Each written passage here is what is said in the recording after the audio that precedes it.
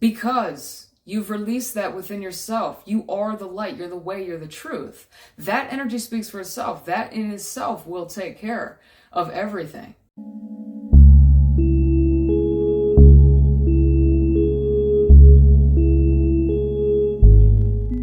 Hey everyone, and welcome back to another video, or if you're new to the channel, welcome. I'm Val Mason. Today we're going to talk about something that I struggled with, still struggle with sometimes. I think most everybody does, even throughout a journey, a lifetime of spiritual development and consciousness. It's really a really hard spot for a lot of people in being able to overcome and transcend the lower paradigm of belief systems and values that are rooted in separation, division, victim mentality, kind of egoic false ideas around right and wrong, good and bad, what qualifies a person as worthy or unworthy, and what's fair and unfair. So really being able to actually rise out of these layers and levels of lower states of consciousness, boom, breaking through the ceiling, reaching in, tapping into a higher state of consciousness, being able to literally transcend that lower paradigm as opposed to sticking around and trying to fight that system with the same level of consciousness. You can't solve a problem with the same level of consciousness that created it, and that's what everyone's been programmed and conditioned to do, period. We've been doing it for thousands of years. So, the first kind of like stumble along that path and that realization in that divine truth is ego will perceive ego as reality, and it will perceive divine truth as nonsense. So even if you are someone who's spiritually conscious and, you're on kind of this like awareness journey, you kind of have to some degree a level of awareness of your divinity and your eternal nature. If you haven't gone full circle, you won't be able to fully see through everything and all of the illusions. And it gets kind of sticky and tricky, and it can get really, really messy. That's why, for evil, confusion is one of its greatest weapons. Confusion will keep you stuck in the loops. Whereas clarity, not bypassing, not manipulation, but clarity, transformation, divinity, will deliver you from evil, literally. So ego will literally perceive higher states of consciousness as la la land.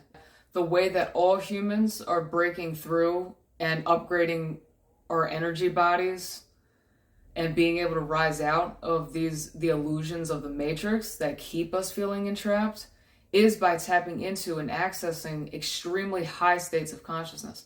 So whether they're reached consciously, whether it's consciously induced, or if it happens spontaneously, those delicious glimpses into the divine, those little breakthrough moments aren't temporary. They're not like, oh, here's one piece of candy for you and two pieces for them, like God handing it down from a cloud or something. Like, you can't have any more. No, it's reprogramming your brain to be able to then consciously tap back into it and begin to guide and have that your dominant and your default mode of consciousness. It'll be set to high as opposed to low and only getting a few glimpses here and there of the high. It's going to be reversed.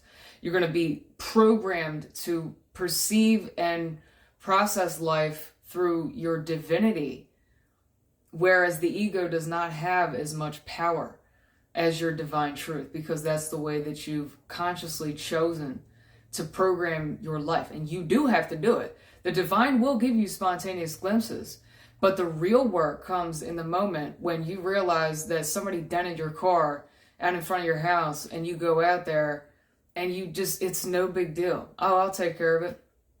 That's it. Not even pretending that it doesn't bother you, but it actually, if it hits you in that moment, if you get triggered, you're mad, it's like, oh, wait a minute, that means nothing. And you let it go. Boom, right then and there. That's how you reprogram your life. Your life, the guts of your life from the inside out. You got to go, you have to adopt a whole new lifestyle in order to be able to maintain a high level of consciousness that will keep you operating in a state of clarity where, your life is enriched. You're able to serve the world just through your frequency. But you're more stable, you're more grounded, you're more conscious and aware. Those little triggers, those little things hiding in the shadows of your psyche aren't running the show. They're not popping out from behind the bushes and running the show because you've caught them and you've said, no, I'm running this show. And I choose to honor the truth over illusion. I choose to be empowered over being a victim. So life is one big beautiful paradox. It can get a little tricky because especially when when we're operating in victim mentality, we want to say that person's the problem. They're a narcissist. They did this. They have bad behavior. And the whole time it's like you're saying that because that's the way that you're feeling about you, because you haven't blessed yourself with the liberation of unconditional love and that healing power.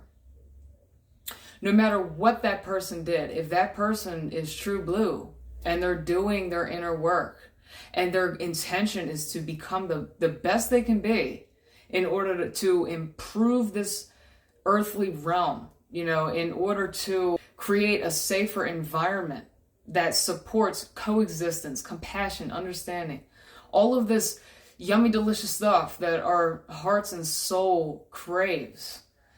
If they're doing that, you might perceive them as bypassing that inner work.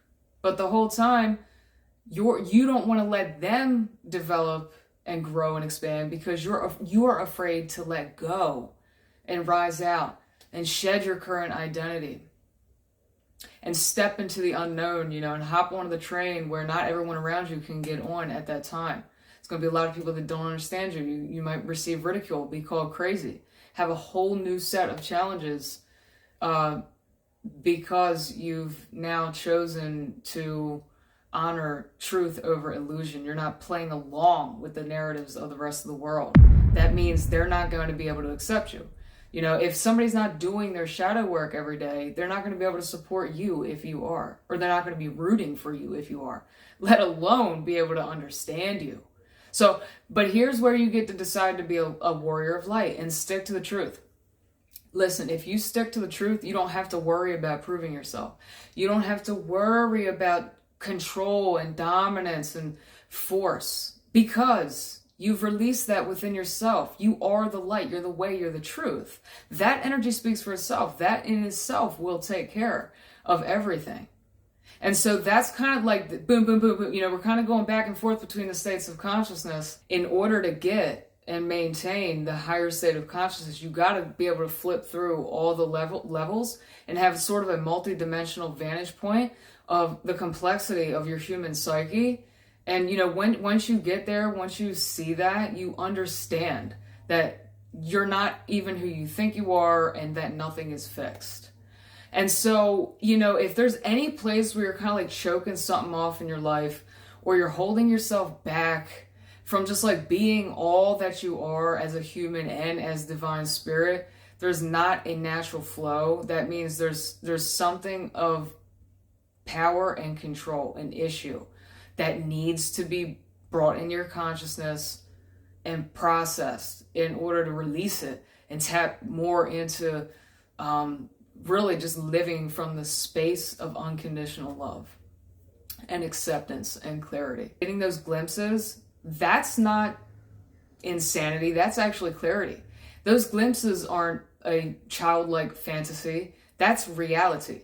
And that's actually what you have to continuously kind of feed from, tap back into, and adopt as your dominant level of consciousness and lifestyle in order to really exude the truth, become the way. And when you do that, when you're walking through your path of enlightenment, processing all of your challenges and discovering more about who you are personally and the nature of your humanity and also your essence as eternal spirit, you'll awaken other people. You'll show other people it's not about being perfect. It's about, this is a journey of alchemizing lower energies.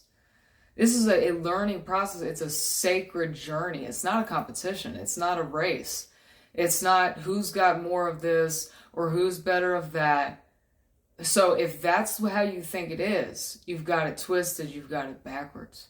So when you realize that it's more of an unfolding, it's more of a caretaking of your own soul as a steward or stewardess of your soul and the planet and all of life, then you kind of can chill down a little bit more, be a little bit more comfortable where you are and confident and accepting, and then that just kind of gets the ball rolling from there uphill. Thank you for liking today's video. Don't forget, subscribe to the channel and join the community to continue receiving guidance as you reclaim your divinity and step into your soul purpose at this pivotal time on the planet.